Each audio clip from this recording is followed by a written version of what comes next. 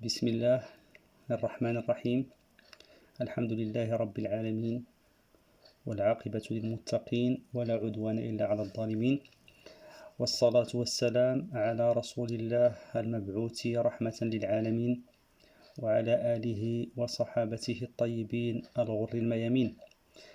أحبابي في الله، مرحبا بكم، والسلام عليكم ورحمة الله تعالى وبركاته في لقاء روحاني جديد في عالم الأرواح والأشباح. اليوم غادي نتكلم على موضوع الدفائن والكنوز. هذا الموضوع كيهم الرجال والشيوخ بصفة خاصة،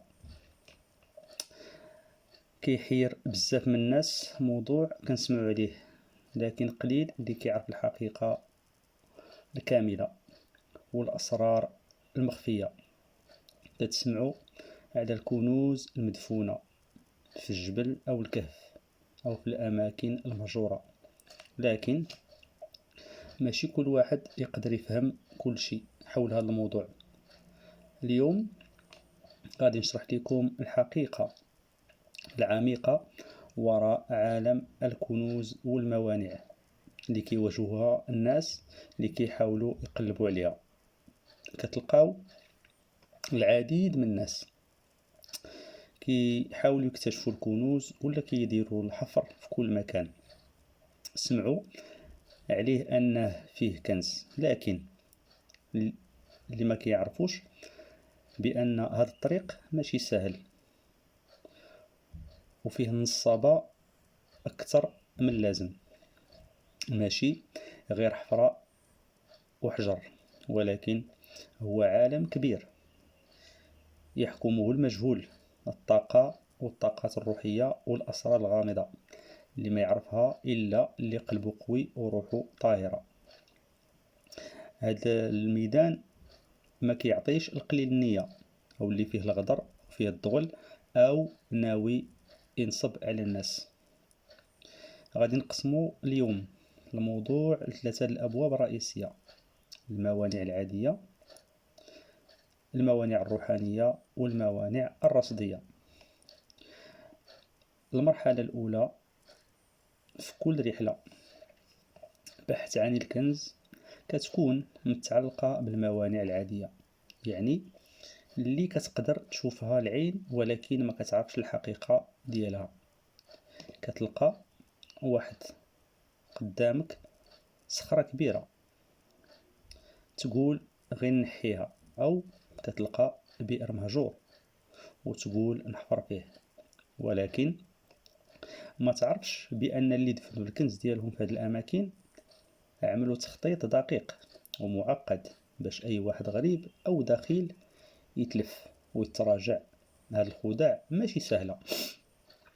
مثال بسيط هو أن الكنز يمكن يكون مدفون تحت 7 طبقات ديال الصخور، وكل طبقة مدفونة بطريقة معينة، وكل واحد أو كل وحدة منها مزخرفة بحجر مختلف أو زاوية خاصة.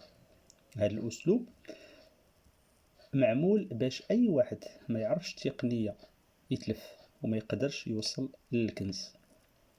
كاين أماكن معينة كاينة فيها فخاخ طينية، وكاين رمال ساخنة تحت الأرض، ولكن على سطح الأرض كتلقى حجر كيزلق، وفاش تحاول ترفع الحجر الرمال كطيح عليه والكنز كيختفي معه. وهذا الشيء علاش ضروري تكون عندك خبرة سواء كانت في الجيولوجيا أو حتى في الحفر التقليدي. إضافة لهذا الشيء كاين موانع كتكون مركبة، مثل كيكون الرمل مخلوط بمادة لزجة بحال الكولا. فاش تحفر الأدوات ديالك كتلصق وما كتعرفش كيفاش تكمل. ومع هذه الموانع كاين بعض المخاطر أخرى يمكن يواجهها أي واحد كيحاول يحفر، مثل وجود غازات خانقة أو ماء راكد مسموم. هذه الموانع ماشي مجرد خدعة بسيطة، بل هي فخاخ فيزيائية قديمة كتحتاج ليها العلم ومعرفة باش تقدر تتعامل معها. ثانيا، الموانع الروحانية. دابا غنتعمقوا أكثر في الموضوع.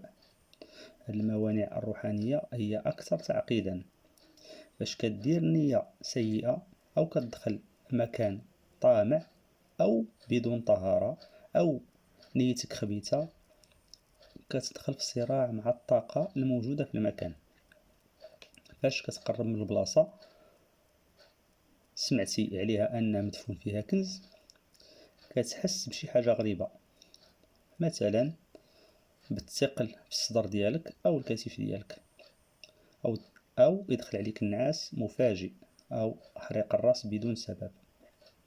هذه كلها إشارات على أنك دخلتي مجال فيه مانع روحاني. هذا النوع من الموانع كيرتبط بطاقة المكان أو عمار المكان أو الكائنات الروحية اللي موجودة في المكان.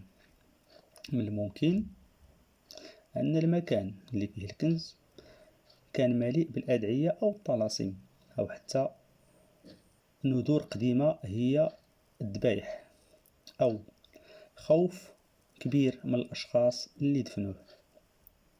وهذه الطاقة اللي بقات في المكان كيقدر يكون عندها تأثير عليك إذا كانت نيتك غير طاهرة، أو غتبحث على السرقة أو الطمع في الطاقة ديالك. الطاقة ديال المكان غادي تهاجمك، وهذيك اللحظة كتبدا الأعراض ديال التعب كتبان عليك، ويمكن يوقع شجار مع اللي معاك، كوابيس، وحتى تدهور في العلاقة. أحسن طريقة باش تكشف إذا كان المكان فيه مانع روحاني هي بالصلاة، صلاة الاستخارة والدعاء. على سبيل المثال، يمكن تاخذ تراب أو حجرة من المكان المتهوم وكدير عليها استخارة بصورة ياسين أو الفاتحة واحد العدد معين، وكتحطها تحت راسك من كتنعس على وضوء بين نهار حتى 3 أيام. الخدام كيبينوا لك شنو في داك المكان بالضبط. كاين بعض العلامات مثل ظهور النمل أو الذباب، يعني الدبان، اللي كيبينوا أن المكان محاط بطاقات سلبية أو روحانية. ولكن إذا تأكدت من وجود مانع روحاني، الحل ماشي هو الاستمرار، لأن دخولك بلا حماية روحية غادي يعرضك العديد من الأضرار النفسية والجسدية في صحتك، في عقلك، وحتى في الأهل ديالك. الحل هو تخرج من المكان وترد بالك حتى يكون معك خبير في هذه الأمور باش ما تعرضش حياتك وحياة عائلتك للخطر. ثالثا، الموانع الرصدية، هذا هو الحارس الخفي. المرحلة الأخيرة هي الموانع الرصدية، وهنا كتدخل الأشياء اللي ما كتقدرش تشوفها بعينك المجردة، لكنها حقيقة وفعالة.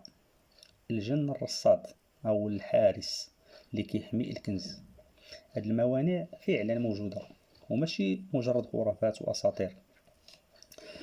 من العصور القديمة كان الجن موكلين بحماية الكنوز المدفونة.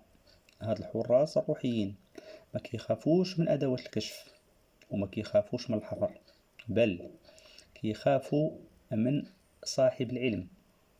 هاد الجن اللي كيسميوهم الرصد كيظهروا في شكل خيالات أو أصوات، ولكن كيقدروا يسببوا لك مشاكل كثيرة، مثل الأمراض الغامضة والتلبس، أو حتى الشعور بالخوف والرعب بدون سبب. بعض الأحيان يمكن يجيوك بشكل طيفي أو على صفة حيوان، ثعبان أو أسد أو ويسمعك صوت قوي يلوح الرعب في القلب ديالك. أو يسبب لك أضرار غير مفسرة.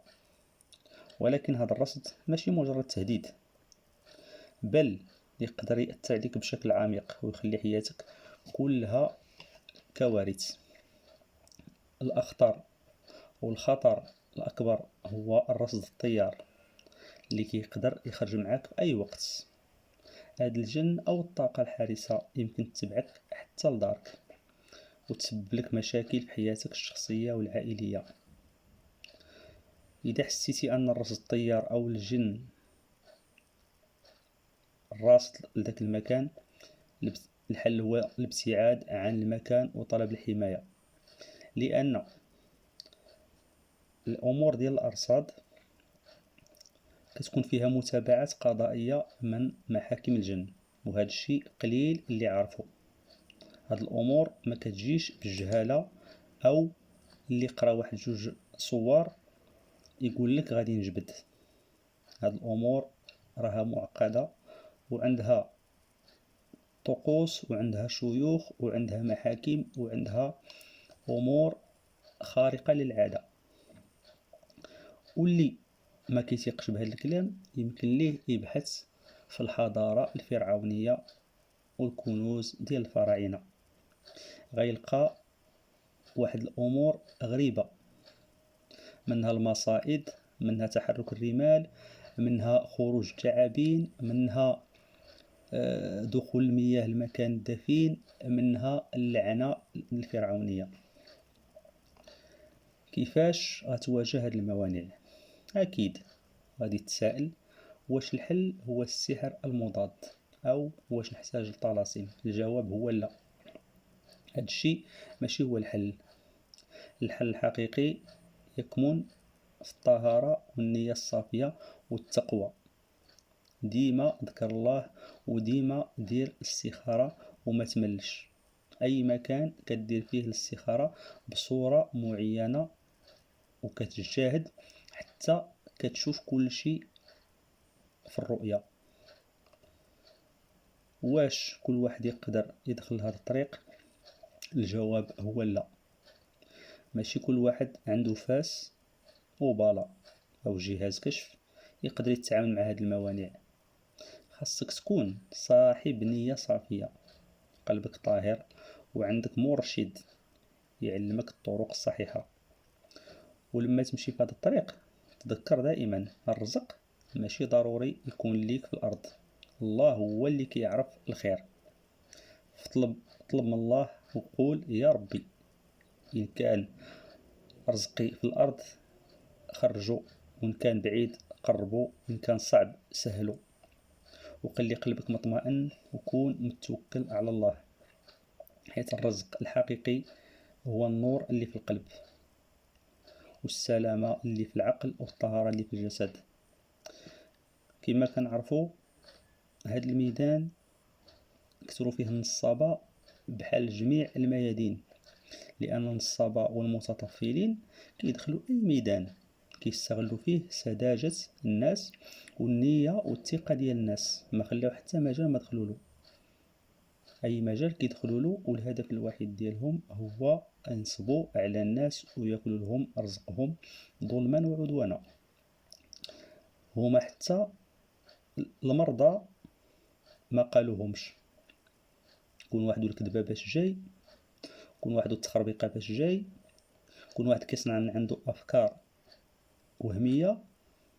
كاين اللي كيدعي الرقية، كاين اللي كيدعي أنه عالم في الكنوز، كاين اللي كيدعي أنه عالم روحاني، والحقيقة ما عندهم حتى شي علم ولا تجارب، بل كي يقراو في المواقع وفي الكتب وكيطلمسوا الناس بالخرافات والأكاذيب. لأن كما كنعرفوا أن اللي عنده شي علم ينفع به راسو هو الأول، ماشي يطمع في واحد ربي اللي عالم به وينصب عليه. لهذا دائما أنا في الفيديوهات ديالي كنحذر الناس من النصابة. وأي واحد غادي يدير شي حاجة سواء في العلاج أو في الدفائن في السفر أو في الأعمال أو في الجلب أو في أي حاجة، وتواصل مع شي شخص كيما بغا يكون النوع ديالو، يدير لراسو الاستخارة هو الأول، واش هاد السيد اللي كنتواصل معاه أو هاد السيدة اللي كنتواصل معاه فيه شي خير. يا ربي تبين لي هاد السيد ولا هاد السيدة واش فيه الخير ولا فيه الضرر. كون أكيد أن ربي غادي يستجب لك إلا كانت نيتك صافية. أما إلا كانت نيتك خبيثة كون على يقين أن غادي يسلط عليك الله اللي غادي ينصب عليك وغادي يديلك رزقك. النية أبلغ من العمل. أحبابي في الله، نتمنى الفيديو ديال اليوم يكون نال الإعجاب ديالكم. فيديو قادم إن شاء الله في موضوع جديد، غادي نتكلموا على أمور أخرى بإذن الله. أستودعكم الله الذي لا تضيع ودائعه، والسلام عليكم ورحمة الله تعالى وبركاته، ودمتم سالمين.